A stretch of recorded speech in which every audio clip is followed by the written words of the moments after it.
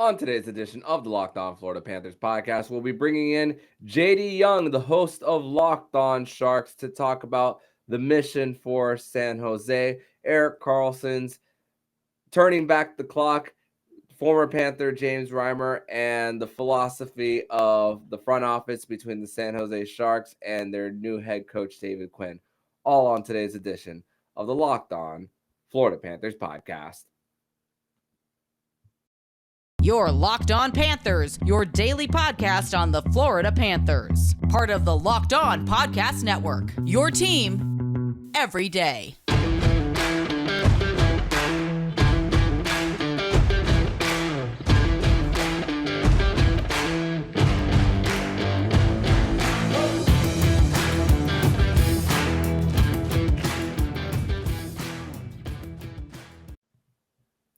I'm your host, JD Young, and joined for this crossover edition, nice Sharks Panthers, because we only get to do this twice a year, Armando from Locked On Panthers. How's it going, buddy? Great.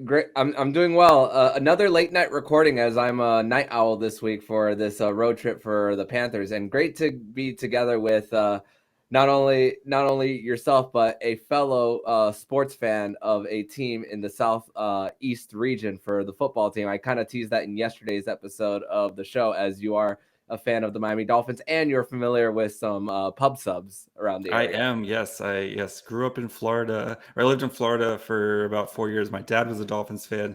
I unfortunately became a Dolphins fan, and look at us now. But we'll throw a little Dolphins talk at the very, very end.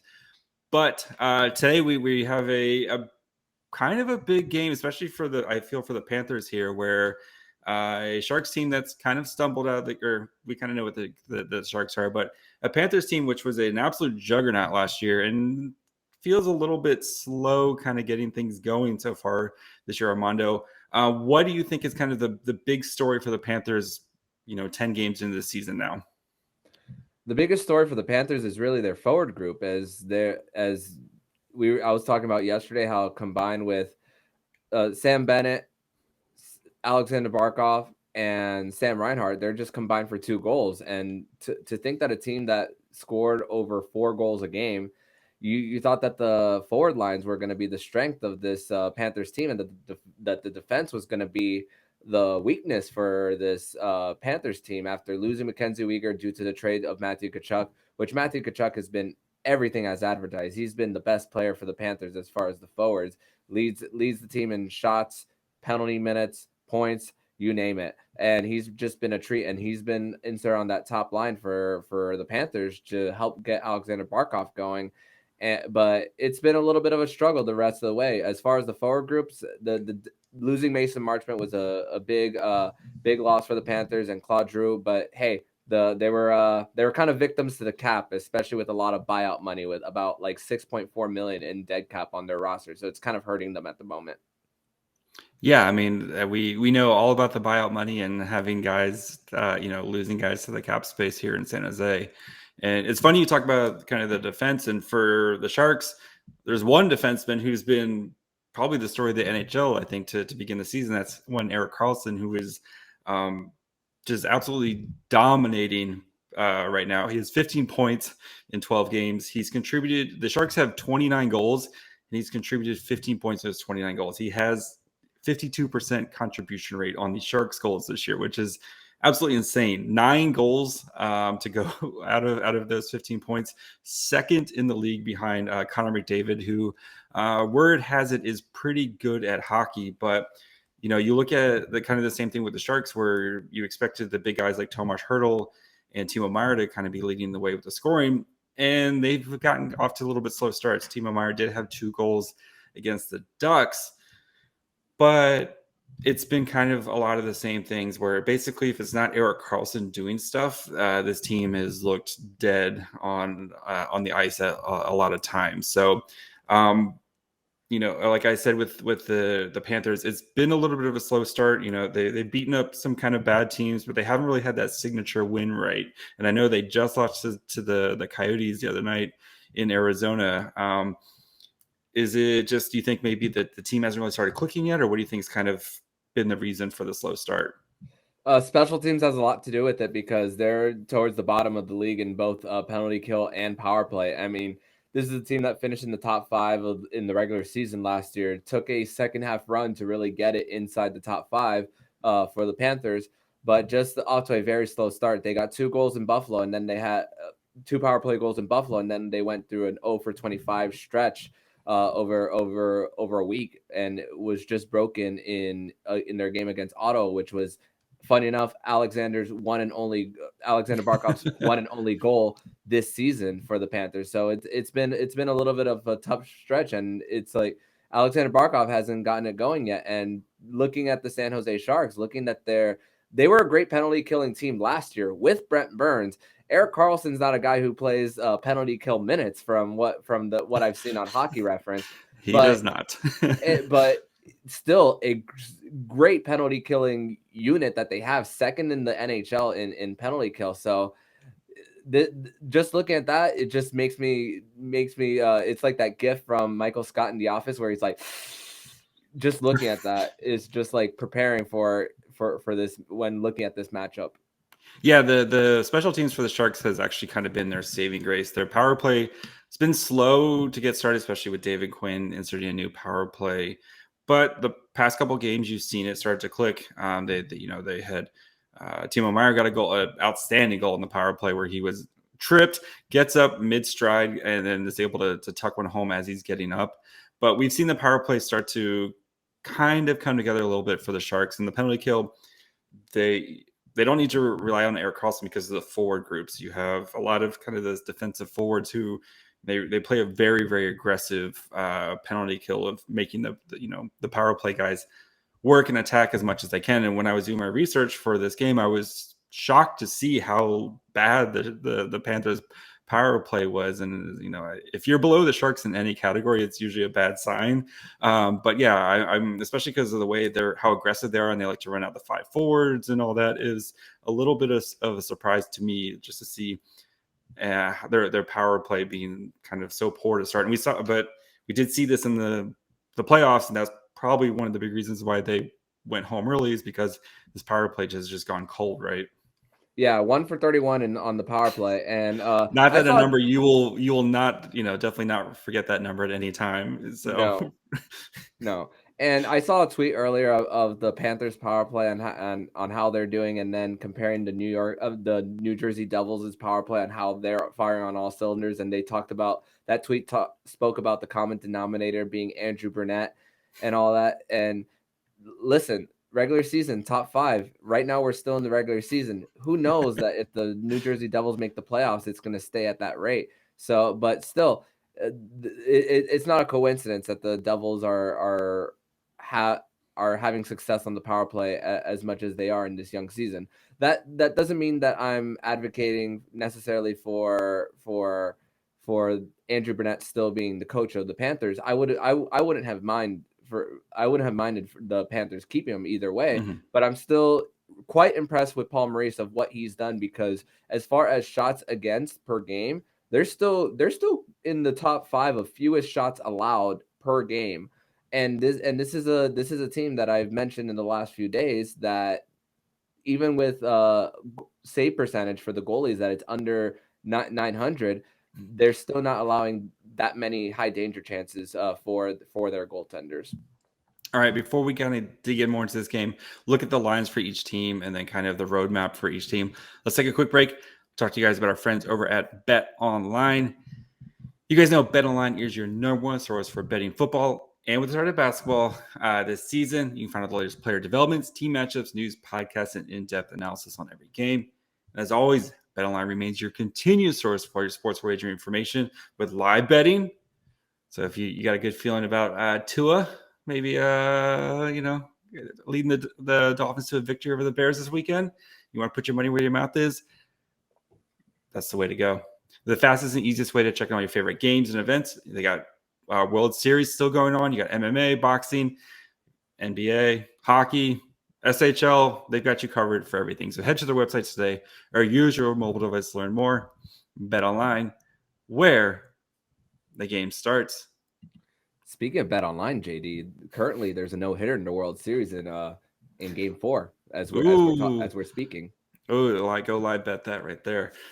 Even though the game will be over by the time you hear this. But anyway, let's start with, well, since you're the visitors, why don't you go ahead, give us the line or kind of the projected lines or what you're expecting, and then I'll go next with the Sharks lines. So, all right, so these are the lines that the Panthers have been putting out in the last few games, but I would not be surprised if there's any changes based on the middle six kind of struggling since Matthew Tkachuk has gone up to the top line.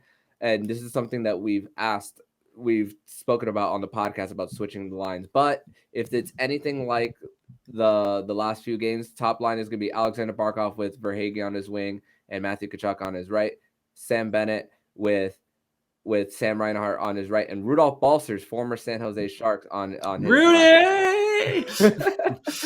Third line is Anton Lundell with Eetu Luostarinen, who's now getting a top 9 role for the team, along with Colin White, which that third line is the best defensive line as far as the forwards in this young season for the Panthers. And fourth line, Nick Cousins started a little bit of the season on that fourth line center, but ever since Ekblad went down and signed Eric Stahl, he's been manning the fourth line along with Patrick Hornquist on the right and Ryan Lomberg to the left. As far as defensive pairings, we're expecting Forsling Montour, Mahura, Gudas, which Mahura has been such a great find for the Florida Panthers since claiming him off waivers from the Anaheim Ducks. So Mahura, Gudas as that middle pair, and Stahl with either Lucas Karlsson or Matt Kierstead. So there's a switch up every single game between the last defenseman. So I'm gonna assume that Matt Kierstead is gonna be inserted back into the lineup. And Spencer Knight started the game against the Arizona Coyotes on Tuesday, so I'm expecting Sergei Bobrovsky to be back between the pipes on Thursday night on this 10:30 puck drop Eastern Standard Time on ESPN Plus /Hulu. Yeah, and actually knowing them, it'll probably be closer to 8 o'clock or 8 o'clock our time, 11 o'clock your time with these ESPN games. I don't know why they don't like a little bit of space between them, guys. Come on, because it's the Sharks. I swear, every time they're on ESPN, the game before it always goes to a shootout. So yes. For the Sharks, it looks like there's going to be another change at the top from Curtis Pashelka. Timo Meier, Tomas Hertl, and now Kevin Labanc, who has been banished to the fourth line recently, is now going up there. Oscar Lindblom, Logan Couture, and Matt Nieto, Long Beach native. Nick Bonino, Nico Sturm, Luke Cunnin on the third line. And then the fourth line, Jonah Gavich, Steven Lorentz, Svechnikov, Alexander Barabanov was not at practice, so I think he's going to be a game-time decision. If he goes in, I would probably assume he probably slides in for Gadovich on that fourth line there, but we will see. Or Lindblom will probably go down to the fourth line, and Barabanov will probably play on the Couture line, as we've seen recently. Jacob Magna and Erik Karlsson is your top pairing defenseman. Erik Karlsson, the only defenseman worth anything in the offensive zone. Then you have Matt Benning and Matt Benning and Vlasic as your middle pair. Radim Shimmick and Mario Ferraro, and then James Reimer will be starting. So old friend of you guys, James Reimer. So, and then kind of the way the Sharks use their lines, Couture is going to be that kind of defensive shutdown. So I would expect him to be seen a lot of the Tkachuk line, especially for offensive zone starts or defensive zone starts for the Sharks, offensive zone starts for the Panthers. He's been kind of getting that defensive role, but let's start with kind of the game plan for the Panthers. So we know that they like to take a lot of shots. They had a game I saw against the Flyers where they had a Corsi for of 109 in all situations earlier this year. Last year against the Sharks, I know in a game in February, or it was late January, early February, something like that, they had something like 90 plus shot attempts. They're just going to try to shoot and shoot and shoot. And luckily, the Sharks defense is more than happy to let you shoot. Yeah. It seems like every time James Reimer faces off against his former team, it seems Or that James Reimer. he's always performing so well, even if it comes in a losing effort. And something to note is Matt Benning is the brother of Panthers prospect Mike Benning from the University of Denver, who won a national championship, got the game-winning goal for the University of Denver in the national championship. And the Sharks goalie prospect Magnus Krona, the Mhm. winning goalie. So it all comes back. So a little bit of a connection for the Panthers, but I'm also seeing a great signing for the San Jose Shark. Their third line center, Nico Sturm. He's been up and down in the NHL, but has really has kind of found a home on that third line center spot. Yeah, he started on the fourth line, and then because Nick Bonino was the third line center, they didn't really like the Bonino line with him being the third line. They moved him to wing a couple games ago, and yeah, Nico Sturm, the eye of the Sturm, has taken over in San Jose. I think he's got 6 goals already this season. Him and Karlsson lead the team in goals. It's pretty crazy what he's been doing. I don't expect the shooting percentage that he has right now to continue, but he's been a really good signing, especially for $2 million a year. They signed him for 3 years, but he's a perfectly cromulent, third, fourth line center. And yeah, he's been a very, very good signing. One of the actual few signings right now that are kind of paying dividends for the Sharks. They splurged. I don't want to say splurged, but they went coupon shopping to try to kind of refill this bottom 6 with a lot of guys. They added traded for Luke Cunningham from the Preds. They signed, like you said, Nico Sturm, Oscar Lindblom. And a lot of these guys are just kind of dudes, and they haven't really done too much, unfortunately. So it's been a lot of almost rearranging chairs on the Titanic for the Sharks to try to find some lineups. But yeah, the forwards have not been providing as much offense as you would want, and that's probably why they're 3-8-1 right now.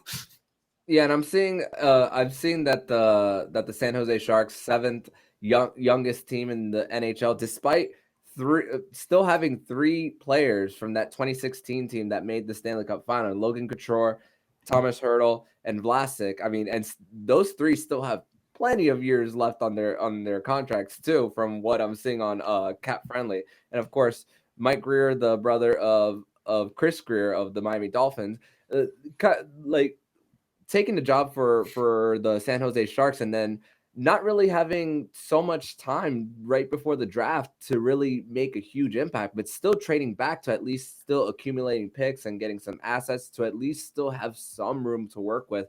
And of course, dealing with tragedy with the father of Mason Marchment, Brian Marchment. So a little bit of a tough job so far for someone like Mike Grier in early in his tenure. Yeah, Mike Grier, he got hired, and within 3 weeks he had to do the draft, free agency, and hire a coach, basically all within 3 weeks. It was a pretty crazy offseason jammed into 3 weeks. I wish it was spread. Personally, I wish it was spread out a little bit more. It gives you a little bit more to kind of chew over. But yeah, I mean, and that doesn't even account for trading Brent Burns, probably, other than Joe Thornton, the biggest fan favorite player the Sharks have had in their franchise, and trading him to the Carolina Hurricanes to try to alleviate some of that cap space. And you talk about the cap, it's going to be something that they're going to have to kind of eat right now, and that's just kind of how it is with teams when you play for Stanley Cups for a while. The bill comes due at some point, and it just part of how it is. And it's one of those things where if the Sharks had won a Stanley Cup at some point, we wouldn't care about this, because you can always look to the banner in this, in the Shark Tank and be like, oh, at least we have that. But yeah, unfortunately, the bill comes due, and the Sharks are kind of working through that right now. Before we continue, do want to let you guys thank you guys for making Locked On Sharks / Locked On Panthers your first listen of the day. Now, for your second listen, go check out the Locked On Sports Today podcast. From the games that matter the most to the biggest sports stories, go beyond the scoreboard and behind the scenes with local experts and insights only Locked On can provide. Locked On Sports Today, available on this app, YouTube, or wherever you get podcasts. Okay, so what is the one thing that you're looking for the Panthers tonight? I want the lines to be switched up. I Yes. really do want I really do want. I I talked about Sam Reinhart possibly being shifted down to the third line to play with Anton Lundell again, just like he did last year. But every single time there's a 6-on-5 when they pulled the goalie, Anton Lundell is playing in those late game situations where they're up a man as well. Mm-hmm. And we've spoken a little bit about in the offseason about is he ready to take the 2C? And at that time, one of the guests on my show, Nick Fairbanks for Fairbanks Fridays, and I said no to give another year of Sam Bennett. But Sam Bennett is off to a little bit of a sluggish start as well. Right now, averaging a career low in the faceoff dot, even though faceoffs aren't the end all be all, only having 1 goal on the season. Maybe also give Lundell and Bennett maybe a flip there as far as centers as well, or put Matthew Tkachuk back on that second line, put a Colin White on that top line along with Barkov, because superstars player like Alexander Barkov, he's had so many different players on his right wing that he doesn't necessarily need another player to get him going. He's more than capable enough to get him going. It's just really a sluggish start for him. And of course, this one's an obvious power play. And if you can get it'll feel like such a victory for the Panthers against this San Jose Sharks team who we spoke about in segment number 1, second in the league in the PK. It feels like if you get 1 power play goal, even if you go like 1 for 6 or 1 for 7, It feels if you like get that one by the way they dominate 5-on-5 consistently, if you get that one against this San Jose Sharks group, I feel like the Florida Panthers will give themselves a bigger chance to come out with a win. Yeah, for the Sharks here, I think it's can Erik Karlsson single-handedly carry this franchise that he's been doing right now. He has put the franchise on his back. Fans, of course, there's always he makes too much money. He's not worth it type of.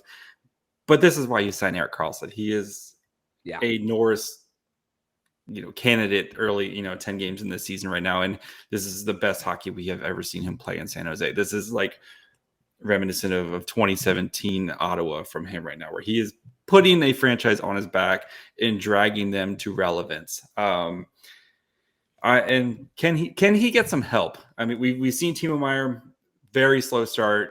He has 3 goals on the season. Didn't get his first goal until a couple games ago.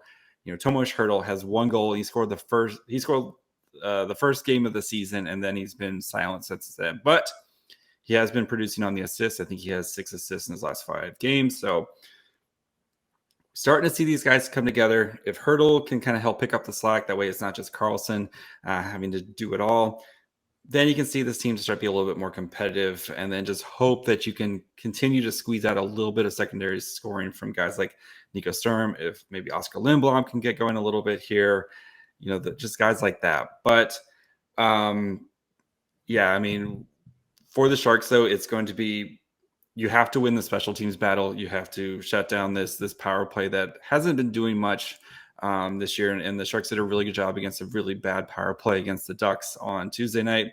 And then your power play has to do something, because you're most likely going to lose the 5-on-5 battle against this Panthers team. So if you can hang in there at 5-on-5, and then you can dominate on special teams, that's how you take advantage of a team that is on paper a much more talented team than you are.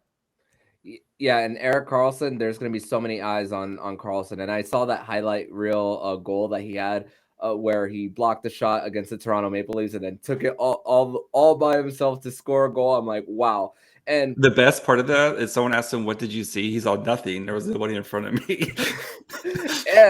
and before he shaved and just had the mustache, he kind of had a little bit of that Doctor Strange look to him. I don't know how many people in the Sharks fan base have spoken about that. I don't know, but have you seen David Quinn, though, is got the Doctor Strange. Like, David Quinn looks like he could, if he wasn't a coach, he could totally be like one of those like Doctor Strange performance people in the street who, like that's their job, is just to perform. Yeah, he could totally do that, David Quinn. So, but now Karlsson, he's got the Peaky Blinders look. He showed up, looked good, played well, had a hat trick. I mean, what more could you ask for him? So His first career hat trick, mind you. And forget about Norris. How about Hart Trophy candidate Give for him the a Hart rocket. Trophy? He's And with how he's doing, I mean, there's only two players who have won two Norris trophies who aren't in the Hall of Fame. And those two players are because they're not even eligible they're yet. not eligible. Yep. Duncan Keith Who's going to and go Erik in? Karlsson. Who's going to And go in? Duncan Keith is going to be in. And Yep. Duncan Keith also Conn Smythe Trophy winner too. So he's going to get in. So Yeah, Erik Karlsson will be in the Hall of Fame. It's no one of the greatest defensemen of our generation, and it's just nice to see him have this renaissance season right now. I don't know how long it's going to last, but I'm enjoying every second of it until it ends. So, with that, Armando, who do you got tonight? Man, every trend for the Panthers, especially with special teams, says that they shouldn't win this game of going out west and all that stuff. But I just think with how bad of a performance they had, this is a perfect opportunity to just get back in their winning ways. And if like I said, if you can get one on the power play, you're giving yourself a great opportunity to win. And this is I don't know if it does happen in tonight's game.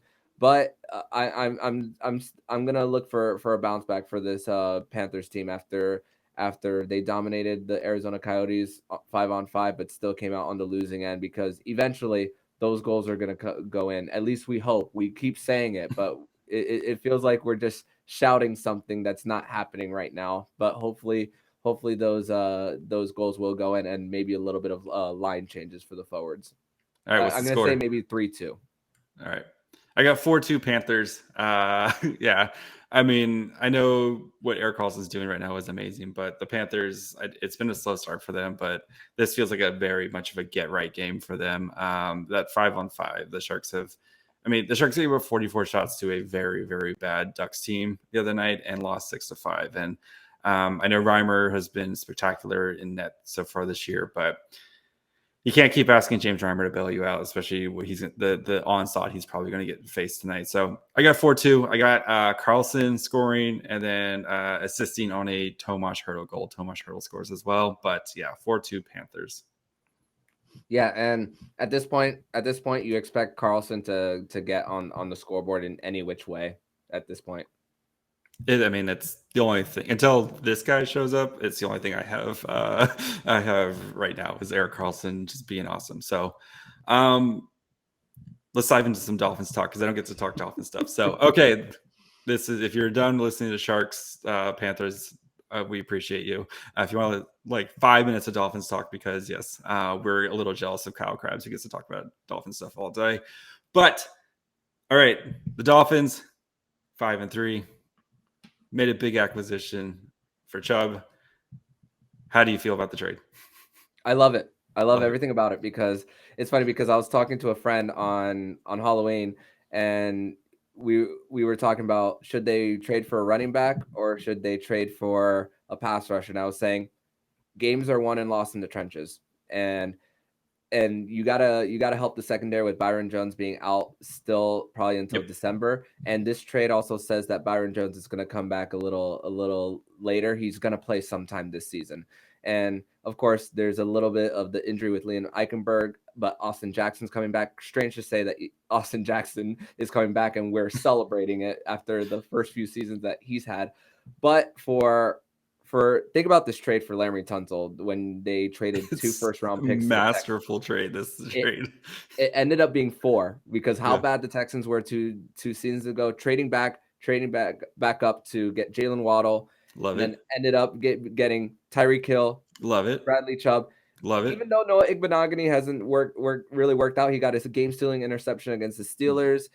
In that one, they used the other one to trade up for Solomon Kidley in the 4th round as well, even though he's been in the doghouse for the Dolphins as well. So a lot of flexibility that Chris Grier, brother of Mike Grier, has just been able to just build this from the bottom up. And Tua today said that the Dolphins, they're not afraid to talk Super Bowl. And that's strange for me because my first season following this team was the Ricky Williams year. The almost 2,000 yards of rushing for Ricky Williams, and crazy to think that now they're in a position to make a run. But I still gotta see it to believe it. Just like the Panthers, it's just like the Panthers. They won around last year. The Panthers did, and now it's just continue to just try to build. I still think the Bills are going to win the division. Yeah, but as far as built for the playoffs, I think this Dolphins team is built for the playoffs. Yeah, and especially if you can get that 5 seed, you're going to be playing the AFC South most likely. It's probably going to be the Titans, who I think are whatever. Tannehill. Yeah, I mean, you got Tannehill, whatever. Yeah, like that team is no. Xavier Howard's going to shut down any of like whatever wide receiver they throw out there. Xavier Howard's going to shut them down. So, if you beat that, then you either you're going to Kansas City or going to Buffalo, and Tua showed he's not afraid. And and QBs beware with Jalen Phillips on one side, Bradley Chubb on the other, and then you have the best wide receiver duo in the NFL, and Tyreek Hill and Jalen Waddle as well. Good. So how fun! Good times. Jalen? But the Dolphins will be in San Francisco in a few weeks. Will you be attending that game? I am working on it right now. I think we're trying to make because the Barracuda play. It's I think it's Teddy Bear Toss for the Barracuda game on Saturday, Dolphins game on Sunday. Trying to make a whole weekend out of it. Yes, I'm perfectly trying to. I got the wife's permission. We're working on it, so we're working on the logistics right now. So that is the plan. I'm probably going to try to go with some of my my Niners friend buddies, because of course all my friends are Niners buddies out here. But yes, I know, because then they also play the Chargers the week after. But I think I'd rather go to San Francisco. So I mean, it's right there for you. So I mean, it's both of them are about they're equidistant from me. But yeah, I've been to Levi Stadium a bunch of times. It's a really nice stadium. So not that SoFi isn't a nice stadium from what I hear, but yeah. Anyway, so go Dolphins. I think I think we enjoy our first playoff win in 20 some odd years. It's been I mean, you were just a little guy when the last time they won a playoff game, and then I was in high school last time they won a playoff game. So it's been a long time for me. So all right, that's gonna do it for us. Hope you enjoyed at least a little bit of Dolphins talk on there. I'm JD Young at my fry hole. You can find the show on Twitter, Facebook, Instagram at Locked On Sharks. You can listen wherever you find podcasts at Locked On Sharks, and of course watch on YouTube. Armando, where can the people find you? They can find me on Twitter at MondoMan12. Follow the show account on Twitter at LO_FLA Panthers. They'll see all my tweets from my personal account, all about the South Florida sports scene. The Marlins' new manager, the Miami Heat, who are now on a 2-game winning streak. One of them was beating the Golden State Warriors the other night, actually. It's okay. These games don't count. It's the playoffs are the only thing that counts for the Warriors. So yep. And of course, the Florida Panthers as well that fills the majority of my tweets as well. So you can follow me there as well.